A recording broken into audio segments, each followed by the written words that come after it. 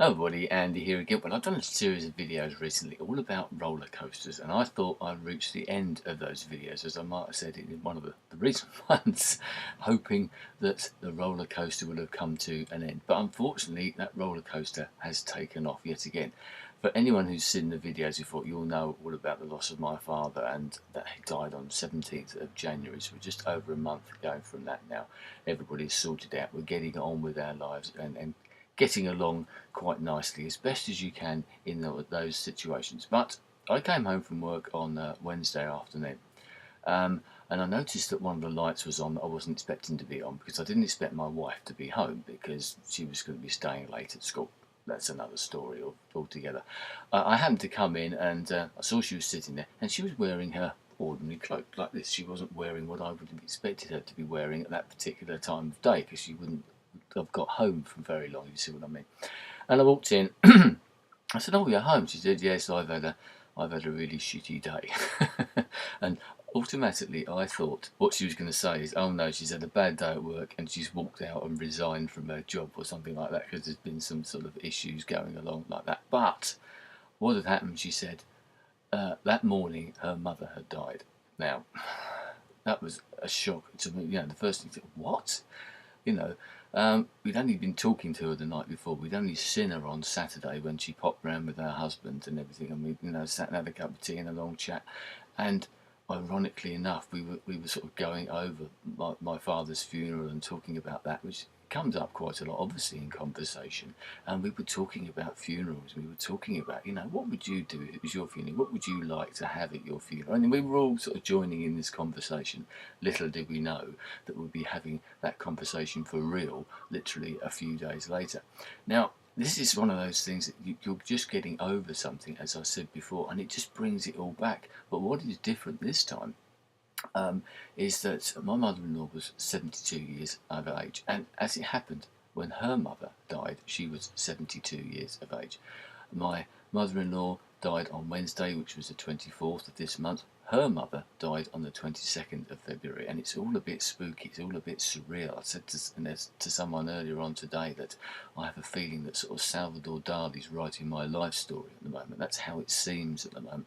But this death, it's no different, obviously, to the death of my father, but it's a shock.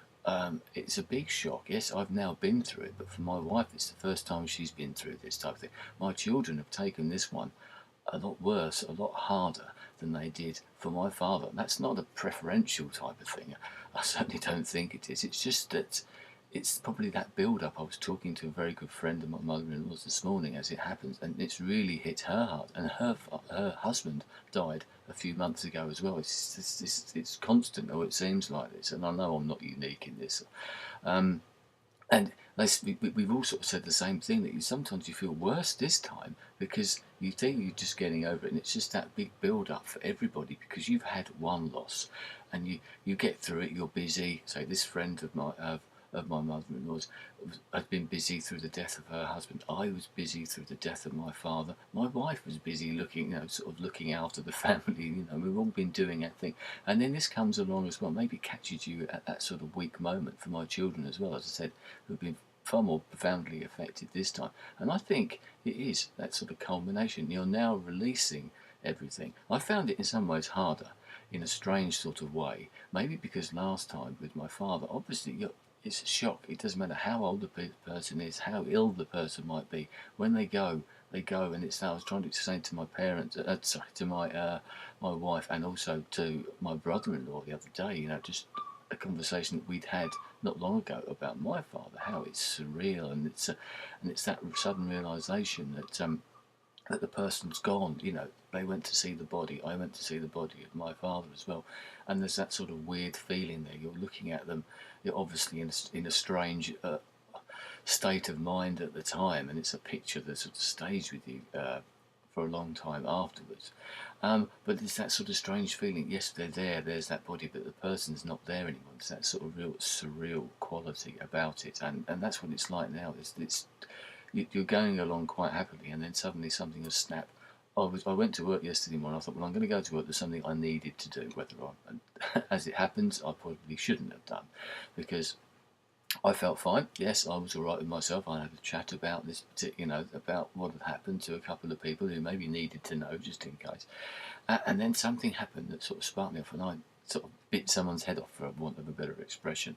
And partly it was justified, but I overdid it, and I apologised to this person who totally understood when we'd had to chat. It wasn't a particularly professional thing to do, but they understood. And I thought, no, I'm going to stop myself. We're not going to do what we're going to do. We're going to move along and do something else instead, and postponed what we're going to do. It's not fair on everybody. It's not fair on this person. It wouldn't be fair on anybody for that matter. So I eventually came home. She's probably where I should have been in the first place.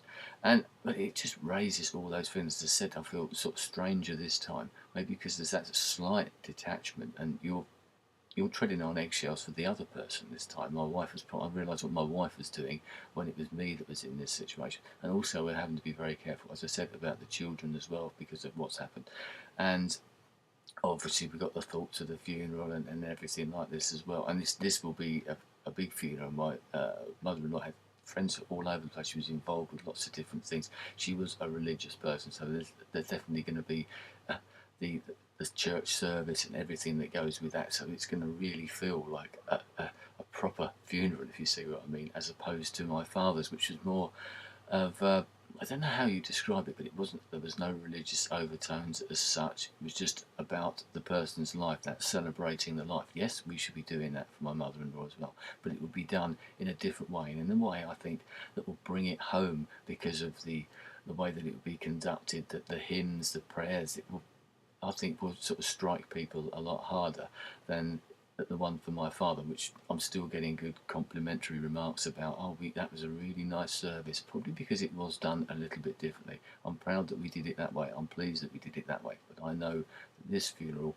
is going to be something different. So there you go. I don't want to labour this point again, but it just shows you what life can be like. That roller coaster that I thought had slowed down and hopefully had stopped, and then something comes along just in the blink of an eye, just like that, and it's that shock value. 72 is not an age that's really thought of as being particularly old. Yes, I know people die a lot younger and of natural causes. This was basically just a massive heart attack, or a series of sort of heart attacks, and thankfully, once again, I don't think she knew too much about it.